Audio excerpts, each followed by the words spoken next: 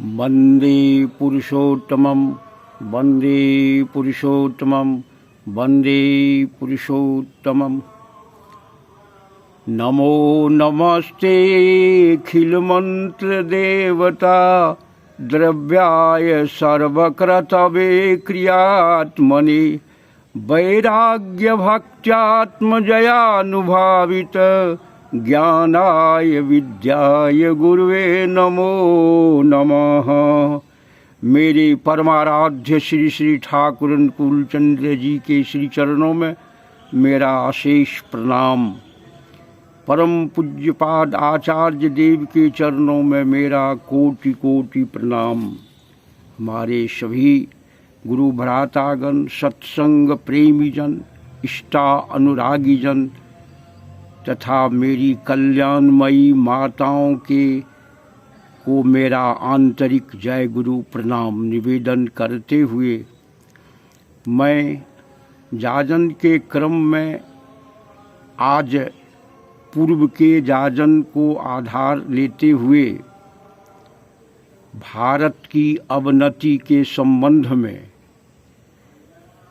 जो कुछ भी बातें कही गई, ठाकुर के निर्देश का यथासाध्य रखने का प्रयास किया गया, वह उसका दूसरा खंड अवनति को प्रतिबंधित करने एवं उन्नति के पथ पर ले जाने के लिए, उसे वर्धित करने के लिए मानव में जो डिजेनरेशन आया है उसको कैसे हम दूर करें, कैसे रोकें, फिर आगे बढ़ावे, उत्तरोत्तर बढ़ावे, मनुष्य वस्तुतः मनुष्य रूप में आवे।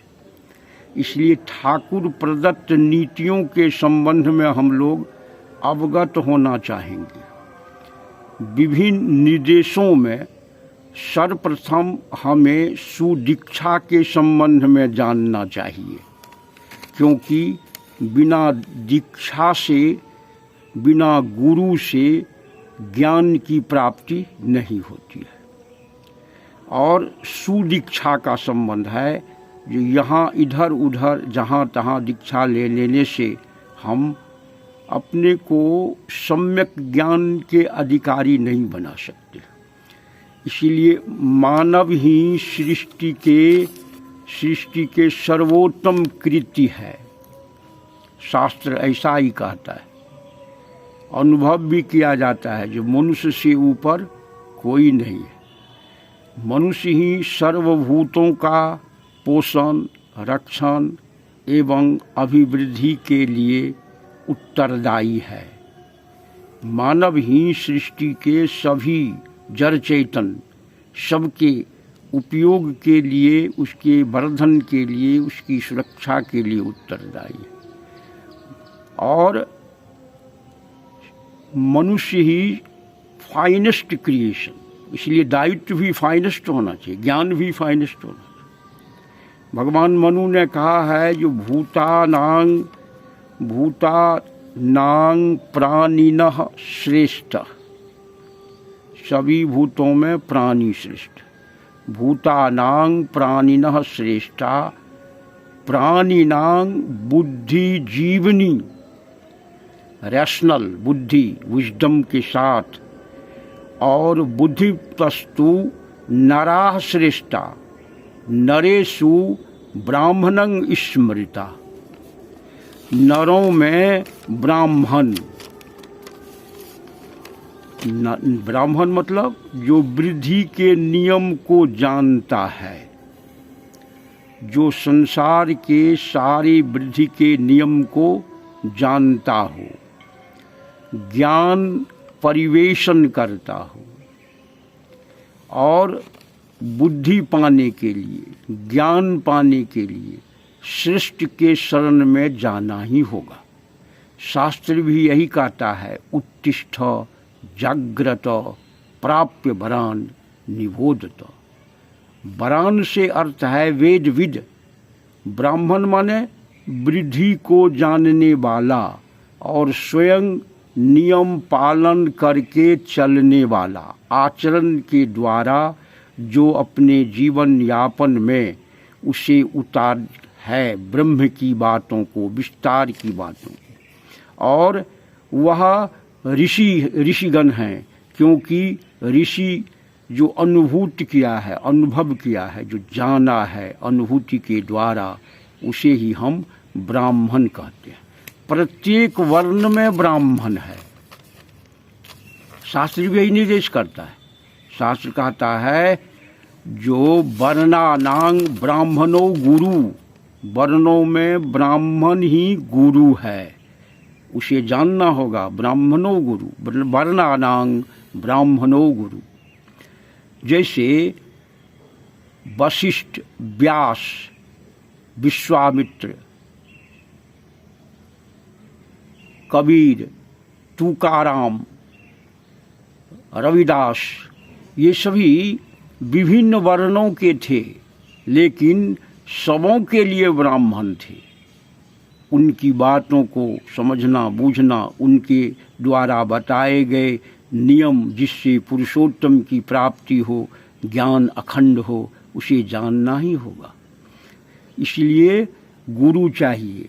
और उन लोगों को भी आधार था अपने परम पुरुष पर, पुरुषोत्तम पर। इसलिए कहा गया है ये युग के जो हैं, ठाकुर जी कहते हैं, युग के जो हैं सर्वपूर्णी, वहीं से आती विधि की वाणी। विधान को जानने के लिए सर्वपूर्णी व्यक्तित्व को देखना होगा, और वही पुरुषोत्तम है। और उसकी उपासना के बल पर ही लोग ब्राह्मण विश्वास के साथ बनते हैं, जिन्हें हम सगुण एवं साकार ब्रह्म आदर्श कहते हैं। आदर्श साकार गुरु, युगानुकूल वे परम गुरु इष्ट गुरु के रूप में बार बार पृथ्वी पर आया करते हैं। उनसे युक्त होने की पहली क्रिया होनी चाहिए, और पुरुषोत्तम से युक्ति होना ही है दीक्षा ग्रहण करना। दीक्षा ग्रहण करना मतलब पुरुषोत्तम ही गुरु रूप में, विश्व के गुरु रूप में आते हैं, और उन्हें अपने जीवन का उपास्य बनाना ही है हमारे दीक्षा की सार्थकता। दीक्षा शब्द दक्ष धातु से आया है। इसका अर्थ होता है कुशल बनना, दक्ष बनना, सर्वगुण संपन्न बनना। अंग्रेजी में दीक्षा को इनिशिएशन कहा जाता है, जिसका अर्थ है go into, to go into, अंदर में प्रवेश करना। और उसे हम डेक्स्टरेटिंग इत्यादि कहते हैं, उसके प्रवेश कर। लैटिन में दीक्षा को, उसी इनिशिएशन को लैटिन भाषा में इनिरे, इन, अंदर में, इंट्यूटम, अंदर में प्रवेश करने की बात कहते हैं। इसलिए दीक्षा का अर्थ होता है ज्ञान की कुंजी को, सूत्र को अंदर में प्रवेश कराना, और उसी प्रवेश करने के द्वारा हम जान पाएंगे जो वास्तविक क्या है। दीक्षा माने ठाकुर जी क्या कहते हैं, जरा हम लोग जाने। दीक्षा माने ही होता है निष्ठा आकुति के साथ, जिसके अनुशीलन के भीतर से मनुष्य सभी ओर से सुदक्ष हो उठता है। सर्वतोभाव से दक्ष होना ही दीक्षा का मौलिक उद्देश्य है। उन्नति का कृष्टि मंत्र, संज्ञा समीक्षा वाणी संख्या 156 में हम इसे देख सकते हैं कि ठाकुर जी क्या कह रहे हैं दीक्षा के संबंध। वह अंदर से सुजोग बनने के लिए, और सर्वतोभाव से दक्ष बनने का अर्थ है all round skilled. All round skilled मतलब दैहिक, दैविक, भौतिक ताप को सहन करने, निराकरण करने, स्व अपना और स्व परिवेश का यह मूल उसका आधार है।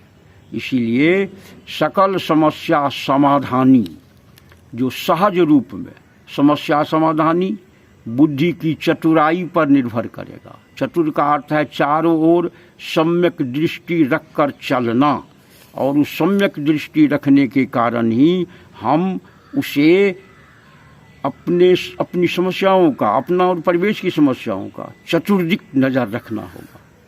इसका सम्यक ज्ञान, सम्यक मतलब संपूर्ण ज्ञान, पूर्ण ज्ञान, बुद्धि योग देने हेतु ही पुरुषोत्तम सद्गुरु जैसे उपाधियों से अलंकृत किया जाता है। वे एक और अद्वितीय होते हैं। वे यथा समय संसार में आते हैं, जो भौतिक और सांसारिक ज्ञान, उसके साथ आध्यात्मिक चरम ज्ञान, क्योंकि भौतिकता से सुख शांति की प्राप्ति नहीं होती। भौतिक जब तक आध्यात्मिक रूप उसका नहीं लेगा, इसलिए बड़े बड़े ज्ञानी गुणी, बड़े बड़े भौतिकवादी उस ऐश्वर्य उपभोग करने वाले अंत में रो रो कर दुख व्यक्त कर संसार में चले जाते हैं।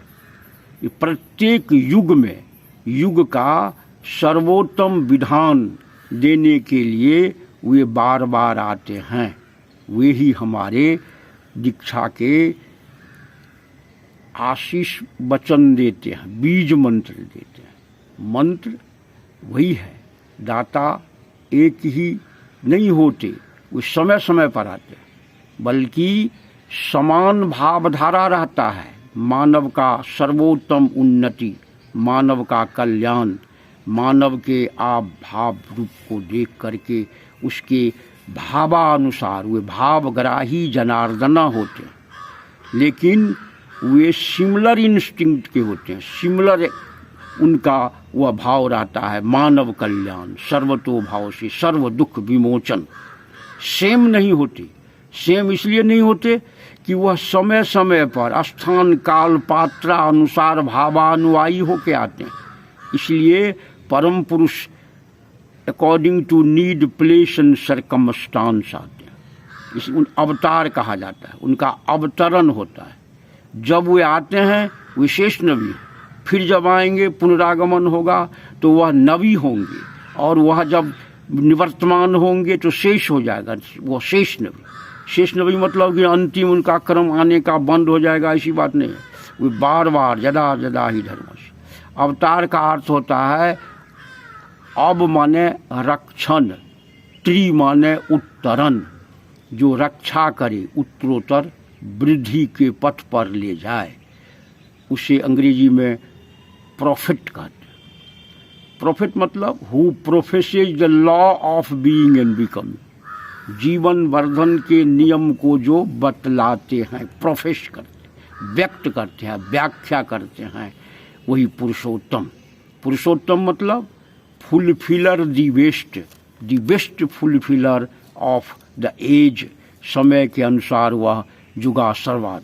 और ऑल पास्ट प्रॉफिट्स, जो पूर्व के जितने प्रॉफिट आए हैं उन सबों को भी पूर्ण करते हैं। वे कहते हैं कि मैं पुनः आऊँगा। पुनः क्यों आएंगे? इसलिए आएंगे कि उस समय में मनुष्य और परिस्थिति में परिवर्तन आ जाएगा, इसलिए उनका आना अनिवार्य होता है। उन्हें ही ग्रहण करना हमारा धर्म है। अब वर्तमान को नहीं ग्रहण करके हम पूर्वतनी में ही अगर रखें तो मानव वो हम उन्नति के पथ पर नहीं जाएंगे। उन्नति के पथ पर इसलिए नहीं जाएंगे कि अग्रगति रहेगी। अग्रगति चाहिए, अग्रगति माने चाहिए वर्तमान के साथ युक्त होना। ठाकुर की एक वाणी है, धरे न प्रेरित वर्तमान, अंधकार में करे पयान। हम पूर्व के नियमों को लेके वर्तमान में खोजेंगे, वह कभी सफल नहीं होगा। इसलिए चाहिए वह उनके पास ग्रहण जाके हम उन वर्तमान प्रेरित पुरुष को धर के अपने जीवन को चलावें, और यही है उनका मार्ग पथ, जो वर्तमान मनुष्यों के लिए जब तक उनका पुनरागमन नहीं होता है तभी इसी नियम से चलना। और समस्या समाधान के लिए गुरु का कोई आदेश पालन कर, विश्वास के गाढ़त्व को बढ़ाना, मन के भले बुरे संस्कारों का छेदन करना, हमारे मन में जो कुसंस्कार है या पूर्व से परंपरागत स्थान काल के माफिक जो संस्कार है उसको बदलना, उसे क्योंकि जीवन यश और वृद्धि के लिए जो समीचीन और सार्थक है उसे ग्रहण करना, ऐसे एकमात्र परम पुरुष के संस्कार को छोड़कर और सभी बंधन कहलाता है। ऐसे गुरुओं को भी त्याग करने में कोई दिक्कत नहीं। तजियता ही कोटि वैरीशम यद्यपि परम शनि। एक बात और ध्यान देने योग्य है, जो हम गुरु तो करते हैं लेकिन सतगुरु और असतगुरु में फर्क नहीं समझते। असतगुरु है जो परंपरा को, ट्रेडिशन को तोड़ता है, जो मनुष्य के अहंकार को बढ़ाता है, वह पोषण करता है और उसके अंदर में जो कैरेक्टर एंड इंस्टिंक्ट है छिपा हुआ उसको नष्ट कर देता है। सतगुरु है जो परंपरा के साथ उसे आगे बढ़ावे, वर्धित ले सके, उत्तरोत्तर वर्धित। महात्मा कबीर बहुत ही सुंदर चेतावनी दिए हैं, जो अगर भूल चूक से हम दीक्षा ले लिए और असत गुरु मिल गया तो उसका त्याग करना अनिवार्य है। कबीर, महात्मा कबीर कहते हैं कि कबीरा झूठे गुरु को तजत न लगिए बार, द्वार न पावे शब्द का भटके बारंबार। असत और सांचे गुरु के पक्ष में तनमन दिया लगाए, जो होवे सूली सजा वो कांटे टल जाए। इसलिए सच्चा गुरु, वो आदर्श के दोस्त ठाकुर जी बोले हैं ना, जो वह मूढ़ अहंकार, स्वार्थ चिंता और प्रेम, वो अपना स्वार्थ सिद्ध करेगा और यहाँ अपने को उत्सर्ग कर देगा सर्व मंगल के लिए।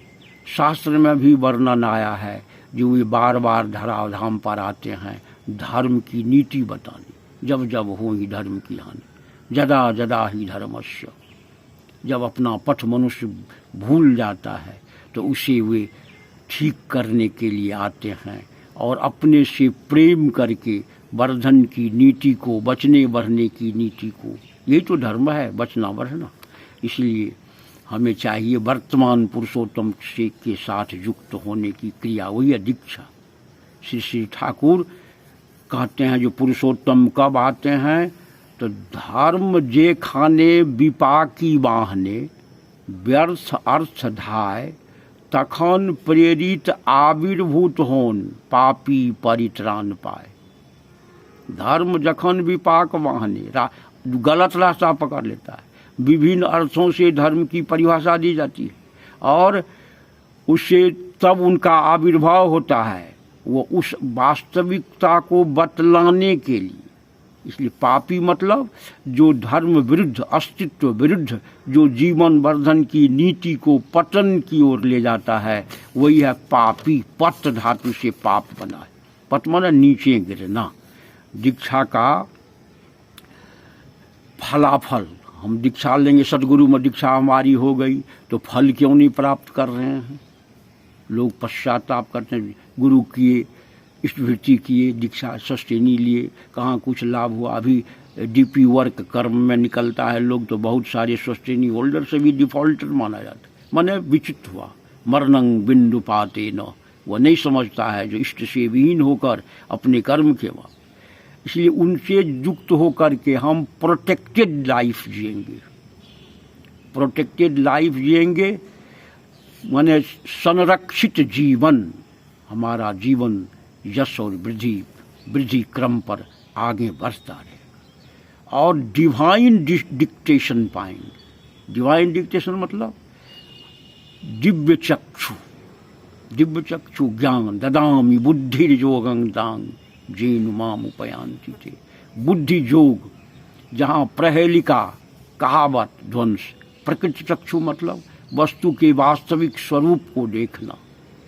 इसलिए उनके साथ जाने पर जो हम उन सकल वेद का भेद एक महत्वपूर्ण बात से हम सभी अवगत हों कि जहाँ कहीं भी हम दीक्षा ग्रहण करना चाहेंगे तो कुछ न कुछ मंत्र दिया जाएगा। वह एक शब्द का हो या शब्द समूहों का हो। कोई गुरु बिना मंत्र दिए दीक्षा नहीं दे सकते, और उसमें कुछ बनावटी मंत्र होता है, अपने मनगढ़ंत मंत्र गुरु अपने मन से ग्रहण करके दे दे। कुछ शास्त्रों में पढ़ करके मंत्र विभिन्न खोजा दे दिया।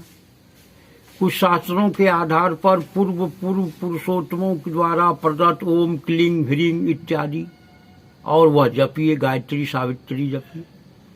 ये सभी उस समय के लिए है, उस समय के लिए कार्यकारी हो सकता होगा। लेकिन वर्तमान युग में ठाकुर जी कहते हैं ये तुम सोहम ही कहो या ब्रह्मास्मि ही कहो, किंतु भक्ति अवलंबन करो। और भक्ति का प्रारंभ होता है पुरुषोत्तम के आने से। पुरुषोत्तम का है जो वो भक्ति विभव ज्ञान विभाय पुरुषोत्तम बोले ताके, वे मंत्र प्रतीक होते हैं, जन्म सिद्ध मंत्र प्रतीक। भक्ति का प्रारंभ उसी मूल मंत्र से होता है, उसी से युक्ति होती है। इसलिए वर्तमान युग में श्री श्री ठाकुर कुलचंद्र जी के सतनाम को ग्रहण कर दीक्षित होकर उनके मंत्र के जप करने से पूर्व में धारित लिए गए सभी मंत्रों का पुरस्चरण होगा, किसी का त्याग नहीं होगा, सभी चरम पर जाएगा। इसलिए अतः चाहिए हम सबों को जो उन सभी नामों को, उनके वास्तविकता को, सारतत्व को पाने के लिए, फलाफल को पाने के लिए हमें नाम ग्रहण करना होगा। कहा गया है ना, आदि अनादि जुगादि अनाम, संत स्वरूप छोर निज धाम। तो आदि अनादि, आदि नाम जो गुप्त जपे बूझे बरला, वह अनाहत धुन सभी नामों का अनुसूत्र है। इसे हम इसलिए नहीं पाना चाहते हैं कि इसमें हमारे गुरु ही बाधक हैं, परंपरा बाधक है, परिवार बाधक है, और सबसे बड़ा बाधक है सांप्रदायिक अहम। इसलिए संप्रदाय के अहम को छोड़ के हम सभी श्री श्री ठाकुर कुलचंद्र जी के सतनाम से युक्त होकर दीक्षा को सार्थक करें, और दीक्षा को अग्रगति देने हुए, सार्थक होने के लिए, फलीभूत करने के लिए अपने वंश परंपरा में जन्म जन्मांतर तक पुनः पुरुषोत्तम के पुनरागमन तक आचार्य निष्ठा रखनी होगी, और आचार्य के माध्यम से हम उसे फलित कर पाएंगे, सार्थक कर पाएंगे। इसलिए आचार्य निष्ठा परंपरा दे के पुरुषोत्तम जाते हैं, यही है नियम। अब हमें उन सारी बातों को त्याग कर ठाकुर जी की बातों को देखकर चलें। ठाकुर जी कहते हैं, एक जगह ठाकुर जी बोले हैं, देखो मैं जो बोला हूँ करके देखिए, देश और दुनिया का चेहरा बदल न जाए तो मुझे कहिएगा। यह वाणी आप देख सकते हैं, कथा निर्झर दिनांक 11/10/44 के क्रम में ठाकुर जी बोले हैं कि जो बातें मैं बोला हूँ उसे करने पर देश और दुनिया का चेहरा बदल जाएगा, यानी डिजेनरेशन टूटेगा, आध्यात्मिक बोध खुलेगा, हम मनुष्य के रूप में परिणत हो जाएंगे। इन्हीं शब्दों के साथ में अधिक क्या कहूँ, हरि नाम हरि कथा अनंत है, हरि गुण नाम अपार, कथा रूप अगणित अमित। वो अमित रूप, अमित कथा, वो सबका सार्थक और सामंजस्य रूप श्री श्री ठाकुर हम सबों को दिए हैं। हम सबों से यही प्रार्थना करेंगे जो आप ठाकुर को अपना इष्ट आराध्य देव बनाकर उनके सतनाम से युक्त होकर दीक्षा के वास्तविक रहस्य को जाने, उसे अपने जीवन में पालन करें, डिजेनरेशन को रोकें, संतान संततियों के भविष्य को उज्जवल करें। और यही है अस्त्र हमारे जीने का। जीने में वह जो मानव में जो अवनति डिजेनरेशन आया है उसको तोड़ने का प्रथम सूत्र है दीक्षा। आदर्श में दीक्षा, आदर्श मतलब वर्तमान पुरुषोत्तम श्री श्री ठाकुर अनुकूल चंद्र जी के साथ युक्त होकर उनके नीति विधि को लेकर के चलना, और विश्व के जितने भी हैं वो सभी इसे लेकर ठाकुर जी चलेंगे। तो ठाकुर जी की एक वाणी है, यह शुभ पथ पर चलो, यही जजन जाजन इष्टभृति लेकर तुम चलो, शांति स्वस्ति और शुभ के अधिकारी हो, चलते रहो, सार्थक करो अपने आप को, दस को, देश के वर्तमान और भविष्य को, जनरेशन को भगाओ जितना शीघ्र संभव हो, तुम दुर्बल मत बनो। इन्हीं शब्दों के साथ मैं सबों के लिए मंगल की प्रार्थना करता हूँ। जय गुरु, जय गुरु।